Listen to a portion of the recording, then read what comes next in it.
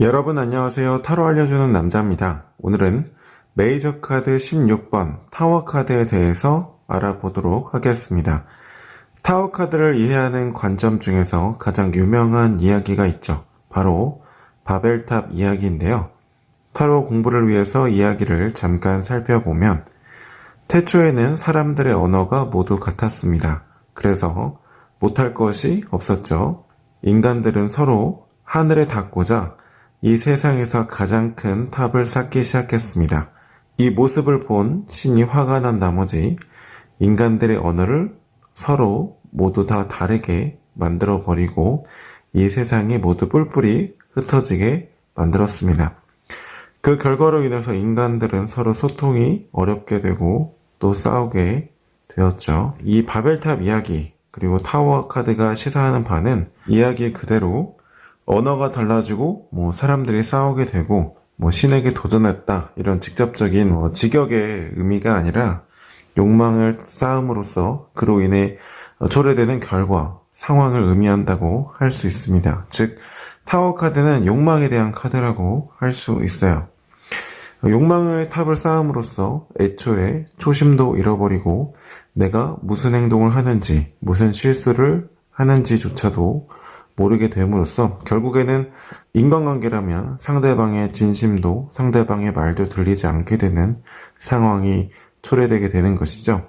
그래서 결국에는 서로 소통을 하지 못하게 되는 그러한 결과가 초래됨에도 욕망의 탑을 쌓은 사람만 이게 어떻게 해서 이런 일이 일어나는지 모르고 그런 일을 갑작스럽다고 느낄 수밖에 없는 것입니다. 이 카드의 이미지에 탑에 번개가 치고 두 명의 남녀가 뛰어내리는 모습이 그려진 이유는 갑작스러운 어떤 재앙이나 어떤 사건 사고라기보다는 욕망의 탑을 쌓을 때부터 이미 이러한 사건은 예고되었다는 거예요.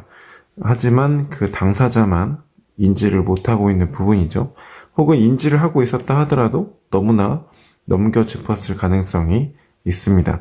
즉 타워 카드라는 거는 욕망의 탑을 쌓고 그 욕망으로 인해서 초래되는 결과나 상황, 또 인간관계에서는 소통을 하지 못하게 되는 어떤 결과를 초래할 수 있는 그 인간의 욕망에 대한 의미를 담고 있는 카드다. 이렇게 생각하시면 됩니다. 수비학적으로는 1과 6이 함께 있는 숫자, 즉 7번 전차 카드와 대응될 수 있는데요. 전차 카드와 대응지어 비교해 봤을 때 타워 카드는 너무나 욕망이 지나치면 과욕이 화를 부를 수 있는 결과를 초래할 수 있다. 이렇게 의미를 정리해 볼 수 있겠습니다. 즉 인간의 욕망이 지나친 수준을 넘어서게 되면 그로 인해 말미암아 초래되는 결과나 상황, 즉 인간관계에서는 서로 오해와 다툼, 소통이 안 되는 결과를 가져올 수 있다는 그런 교훈적인 의미도 살펴볼 수 있겠습니다. 하지만 타워 카드가 실전에서는 여러 가지 상황과 맞물려서 궁극적으로는 긍정적인 결과를 가져오는 사건으로 나올 수도 있습니다. 물론 단순히 이 카드 한 장만으로는 긍정적인 의미를 가지고 있다 이렇게 보기는 다소 어렵겠죠. 이 모든 것들이 무너져버린 사건이니까요. 하지만 앞서 7번 전차 카드와 대응시켜서 의미를 떠올려 봤을 때 내가 너무 욕망에 눈이 먼 나머지 앞만 보고 달려나갈 때면 어떠한 브레이크가 걸리는 사건이 하나 일어나게 되면 단순히 그 미시적인 사건 하나에 집중하게 되면 좀 부정적인 이벤트일 수도 있겠지만 그 내담자에게 있어서는 내담자 인생에 있어서 궁극적으로는 대단히 긍정적인 결과를 가져올 수 있거든요. 그런 의미에서는 또 여러 가지 상황과 또 주변 카드와 어울려서 긍정적인 의미를 한번 추론해 볼 수도 있는 카드가 되겠습니다. 타워 카드 실전에서는 이렇게 적용이 될 수 있습니다. 어디까지나 타로 카드 공부를 위한 예시일 뿐 고정적인 정답이 아니라는 점 참고로 부탁드리겠습니다. 남자친구와 싸우고 이틀째 연락이 없습니다. 우리 관계 어떻게 이어질까요? 라고 질문했다고 해볼게요. 20대 한 중반 여성분이라고 가정하겠습니다. 그럼 첫 번째 절제 카드 타워 그리고 운명의 수레바퀴 나왔는데요. 아마도 절제 카드가 나온 것으로 보아서 두 분의 관계가 트러블이 있었는데 평화를 유지하기 위해서 그거를 겉으로 표현하지 않고 좀 인내한 시간들이 있었을 것으로 보여집니다. 현재는 그게 마찰이 수면 위로 올라와서 소통이 안 되고 있는 상황을 나타낼 수 있고요. 마지막에 운명의 수레바퀴, 다시 변화의 전환점을 맞이한다. 즉 다시 소통이 되고 오해가 풀리고 만날 수 있는 기회가 올 수 있다. 이렇게 해석이 될 수 있습니다. 하지만 운명의 수레바퀴가 나온 것으로 봐서 이런 반복적인 패턴이 다시금 일어날 수 있을 거라는 가능성도 예측해 볼 수 있겠습니다. 입문 단계에 계신 분들을 위해서 최대한 쉽게 리딩을 해봤습니다. 타워카드 실전에서는 이렇게 적용이 될 수 있습니다. 성공학의 대가인 데일 카네기는 카렐의 경험을 통해 근심, 걱정을 해결하는 종합적인 방법을 정리해 카렐 공식이라고 명명했습니다.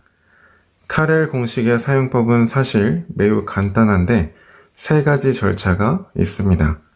첫 번째, 먼저 두려움을 없애고 이성적으로 전체적인 상황을 분석한다. 그 후 실패했을 때 발생할 수 있는 제일 나쁜 상황이 무엇인지 찾아낸다. 두 번째, 발생 가능성이 있는 제일 나쁜 상황을 찾아낸 후 그것을 받아들일 수 있어야 한다. 이렇게 하면 비록 상황을 돌이킬 수 없더라도 우리는 빠르게 털어낼 수 있다.